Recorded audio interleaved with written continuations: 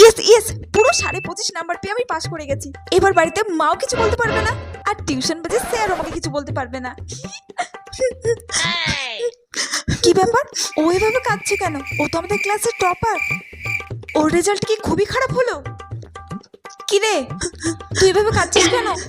তোর রেজাল্ট কি খুবই খারাপ হয়েছে? দেখ, আমি কাঁদবো না তো কি করব?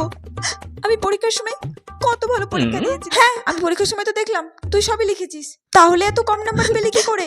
আমি ভেবেছিলাম আমি ফুল নাম্বার পাবো, আমি ভাবিনি আমি এত কম নাম্বার পাবো। বাড়ি থেকেও বলে দিয়েছিল ফুল নাম্বার পেতে। কি করে আমি এই কম নাম্বার বাড়িতে দেখাবো? কি করে আমি এই কম নাম্বার টিউশন বাজে স্যারকে দেখাবো? আহারে, কিন্তু তুই কত নাম্বার পেয়েছিস? আর জিজ্ঞেস করিস না আমি কত নাম্বার পেয়েছি।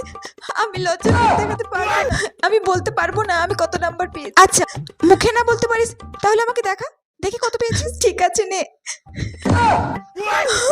তুই 99%